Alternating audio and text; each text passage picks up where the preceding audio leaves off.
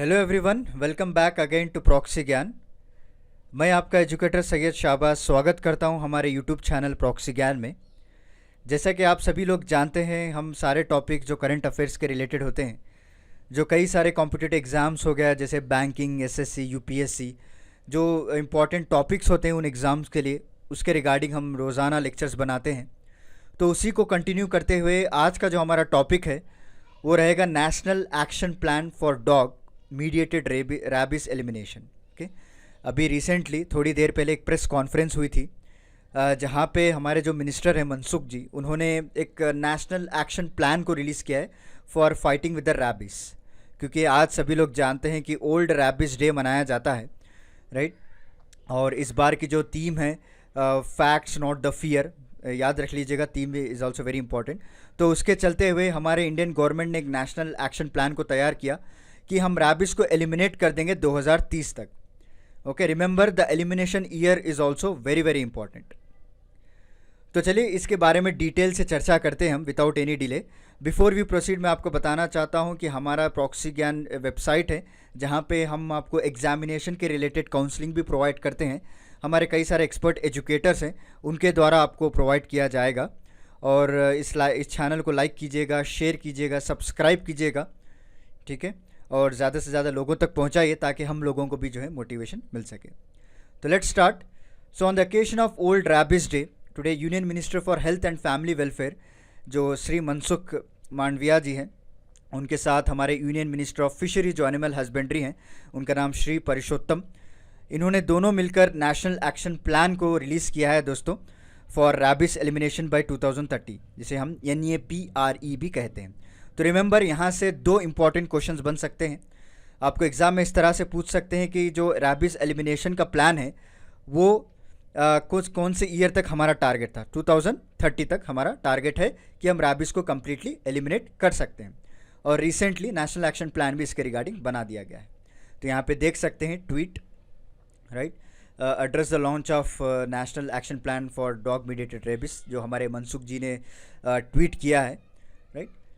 तो चलिए, और कई सारे मिनिस्ट्रीज़ भी वहाँ पे प्रेजेंट थे और उनको रिक्वेस्ट भी किया गया सारे स्टेट्स, यूनियन टेरिटरीज़ को कि रैबिस को एक नोटिफाइबल डिसीज़ बना दिया जाए दोस्तों। ओके, और उन्होंने मिलकर एक joint inter ministerial declaration support भी निकाला है कि हम लोग ये तय करते हैं कि 2030 तक हम रैबिस को कम्प्लीटली एलिमिनेट कर देंगे by using one health approach. ये वन हेल्थ अप्रोच होता क्या है मैं आपको आगे बताऊंगा, बट अभी ये याद रख लीजिएगा कि जो मिनिस्टर्स इन्होंने लॉन्च किया है एक्शन प्लान को, उन्होंने सारे स्टेट्स एंड यूनियन टेरिटरीज को रिक्वेस्ट की है कि इट इज़ ए क्या है, रैबिस को आप नोटिफाइबल डिसीज़ बना दीजिएगा। ओके, तो हमारे मनसुख जी बड़ी अच्छी बातें कही हैं प्रेस कॉन्फ्रेंस में। उन्होंने ये मेंशन किया है कि man is not a isolated animal, याद रख लीजिएगा, man is not a isolated animal.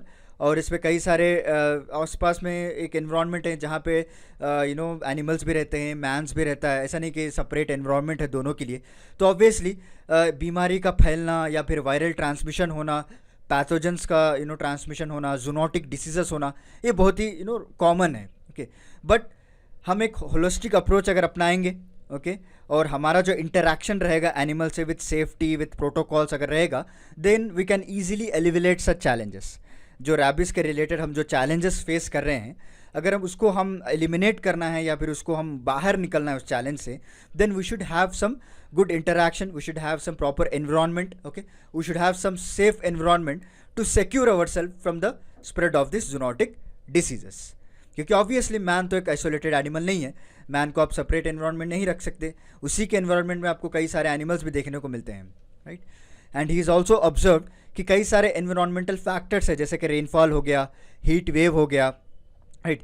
सो ये सारे चेंजेस की वजह से भी क्या है, पैथोजेंस ट्रैजेक्टरी भी जो है वो भी बढ़ता चले जा रहा है। और जो जूनोटिक डिसीजेस हो रहे हैं अभी कई सारे लोगों को, वो भी उसका अगर ग्राफ देखेंगे आप तो वो भी इंक्रीज होता चले जा रहा है। So one end of the case you can see that animals are responsible, और अदर एंड अगर आप देखेंगे जो एनवायरमेंटल फैक्टर्स है, रेनफॉल, हीट वेव, वो भी रिस्पॉन्सिबल है। Okay, and the union ministers also spoke on the human cost which is extracted by the disease. अगर किसी को जूनोटिक डिसीज़ हो जाता है तो उसके ज़रिए से कितना खर्चा होता है एक ह्यूमन बीइंग को, राइट, उसके फैमिली मेम्बर्स को कितना सफ़र होना पड़ता है।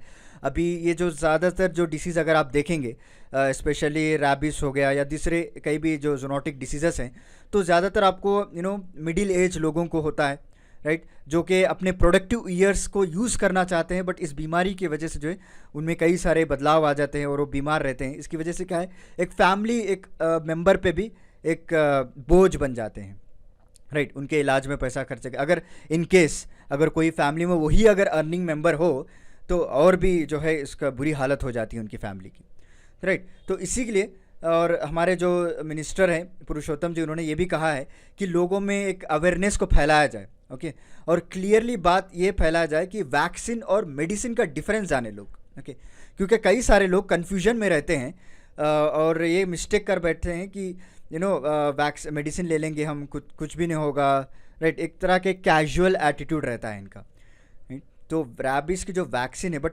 Medicine is not is available, right. So although each rabies death is preventable by vaccine से आप इसे प्रिवेंट कर सकते हैं, बट उसके कोई मेडिसिन नहीं होते हैं, राइट।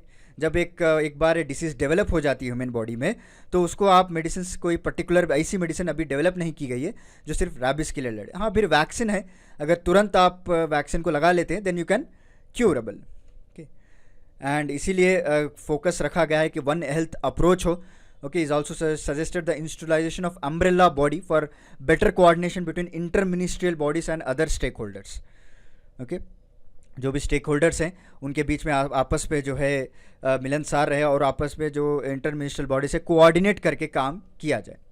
तो चलिए थोड़े बहुत हम रैबिस के बारे में भी जान लेते हैं, बीमारी होती क्या है और किस तरह से फैलती है ये, राइट, मिशन रैबिस क्या होता है और वन हेल्थ अप्रोच जो मैंने स्टार्टिंग में कहा था वो क्या होता है। That is also very important topic for the examination. देखिए, it is caused by the RNA, okay, ribonucleic acid, so that is present in the saliva of the rabid animal, चाहे वो डॉग हो, चाहे वो कैट हो, चाहे वो monkey हो, ओके। सो इन सारे लोगों के सलाइवा में ये मौजूद होता है। जब भी एक बाइट करते हैं किसी ह्यूमन बीइंग को, it will transfer into the human body, okay. It is invariably transmitted following the bite of rabid animal. जो सलाइवा जो वायरस होता है, एक बार जो है ऊन के ज़रिए से वो एंटर हो जाता है। कोई भी कुत्ता अगर आपको बाइट करे, कोई डॉग या फिर कोई एनिमल, तो जब वो वूंड हो जाता है, वहाँ पे जो ज़ख़म हो जाता है, तो उसके ज़रिए से वो अपना सलाइवा और वायरस भी छोड़ के चले जाता है, right. And the death invariably occur in 4 days to 2 weeks due to cardio respiratory failure. अगर आप टाइम पे इसके एक्शन ना लें, इसको प्रॉपर वैक्सीन ना दिया जाए और प्रॉपरली जो है इसको काम ना किया जाए, it will also cause to the death, okay. और कार्डियो रेस्पिरेटरी फेल्यूर भी होता है, okay. However the time interval between the bite and occurrence of symptoms, जैसे कि incubation period varies from 4 days to 2 years और रेडली इवन मोर भी इसका इंक्यूबेशन पीरियड होता है। याद रख लीजिएगा, it will varies from 4 days to 2 years, okay. कभी कभार आपको इंक्यूबेशन पीरियड भी पूछ सकते हैं। सो इसीलिए इंपॉर्टेंट है कि अब वायरस को वुंड से निकाला जाए by immediately washing the wound with water और सोप या फिर कोई एंटीसेप्टिक्स है, ओके, ताकि वो सलाइवे के साथ या फिर ब्लड के साथ मिक्स ना हो जाए। जब कोई डॉग बाइट करता है तो तुरंत उसको वाटर से वॉश कर देना चाहिए। उसके बाद अब जो प्रिकॉशनरी स्टेप्स है, वैक्सीन है, मेडिसिन है, ओके, जो डॉक्टर के पास दिखाना है, जो भी कर रहा है उसके बाद आप कर सकते हैं। बट फर्स्ट एड के तौर पे आप उसको पहले क्लीन कर दीजिएगा, ओके, वाटर और सोप से, followed by the application of antiseptics. तो चलिए इंडिया का कुछ स्टैटिस्टिक्स मैं आपको बता देता हूँ अगर रिलेटेड टू रैबिस की बात करें। So India accounts for more than 1/3 of the world rabies death. Remember, 1/3 हिस्सा जो रैबिस की वजह से हमारे इंडिया में मर रहे हैं, वो वर्ल्ड्स में जो मर रहे हैं उसका 1/3 हिस्सा हमारे इंडिया में मौजूद है, okay. And each year has been has 20,000 people died due to the vaccine preventable fatality. और India has a huge population of 30 million stray dogs which causes 96% of the rabies in humans, okay। so India has a population of 30 million stray dogs, याद रख लीजिएगा, जो कि 96% rabies के कारण है। As per the WHO, rabies is a vaccine preventable viral disease that occurs in about 150 countries and territories. So WHO का भी डेटा ये कहते हैं कि 150 से ज़्यादा देशों में, टेरिटरीज में इस तरह की डिसीज़ फैली हुई है। And dogs can act the major source for human rabies death. ऐसा नहीं कि सिर्फ डॉग्स के जरिए से ही रैबिस होता है, कई डिफरेंट एनिमल्स भी होते हैं उसके जरिए से भी रॉक्स होता है, but dogs can act as a source of majority तो तौर पे अगर आप देखेंगे, they will act as a source and they are responsible for up to 99% of the rabies transmission into human beings, okay. जो 99% जो रैबिस ट्रांसमिट होता है ह्यूमन बींग्स में, वो डॉग्स के ज़रिए से होता है। इवन एशिया, अफ्रीका, ओके, और लो अवेयरनेस होने की वजह से वहाँ पे कई सारे जो लोग हैं, 55,000 पीपल सालाना जो है मर रहे हैं इसकी वजह से। ओके, तो चलिए मिशन रैबिस के बारे में मैं आपको बता देता हूँ, what is mission rabies. So actually it is a charity initially founded as by old veterinary services, याद रख लीजिए। ओके, एक चैरिटी ऑर्गेनाइजेशन के तौर पे इसको स्टार्ट किया गया था, और ये यूके बेस्ड चैरिटी ग्रुप है दोस्तों, जो कि एनिमल्स को असिस्ट करते हैं, and it will work on one health approach. Okay, so one health approach का कॉन्सेप्ट इन्होंने ही निकाला है पहली बार।